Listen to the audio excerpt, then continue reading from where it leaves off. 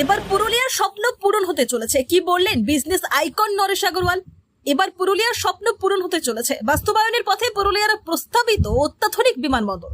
বহুদিনের অপেক্ষার পর শুরু হয়েছে জমি পরিদর্শন, আর জেলা জুড়ে বাড়ছে আশার আলো।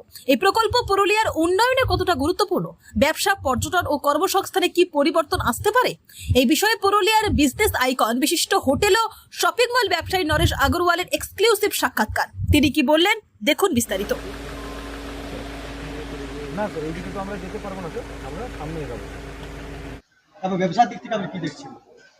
দেখুন, আমি সত্যি আমাদের গভর্নমেন্টকে ধন্যবাদ জানাবো কি ইনারা যে এই চিন্তা ভাবনাটা করেছেন, ডিক্লেয়ার করেছেন এখানে এয়ারপোর্ট।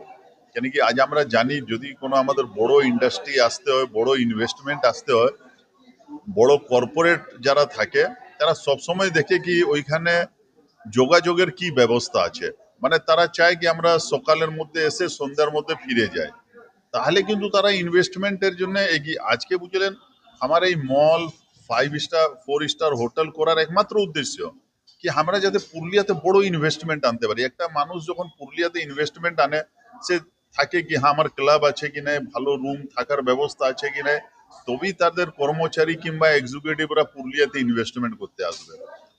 এর এই পরিপ্রেক্ষিতে যে আজকে আমাদের ছড়রাতে এয়ারপোর্ট ডিক্লেয়ার করেছে, সত্যি আজকে সবাই আমরা জানি কি ছড়রাতে সেকেন্ড ওয়ার্ল্ড ওয়ারের সময় একটা ভালো এয়ারপোর্ট ছিল। এখন ওই এয়ারপোর্টটাকে কিন্তু খুব কম খরচের মধ্যে গভর্নমেন্ট যেটা ইনিশিয়েটিভ নিয়েছেন আমাদের এই নতুন গভর্নমেন্ট, তার জন্য মানে খুব তাড়াতাড়ির মধ্যে খুব সুন্দর এয়ারপোর্ট চালু হয়ে যেতে পারে।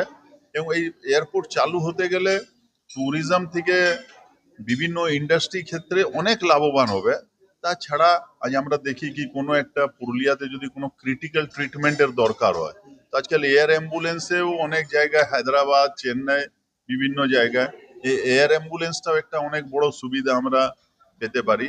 তো ওভারঅল যদি এয়ারপোর্টটা খুব যত শীঘ্রই তাড়াতাড়ি হবে, আমাদের পুরুলিয়ার লোকজন খুব লাভবান হবে।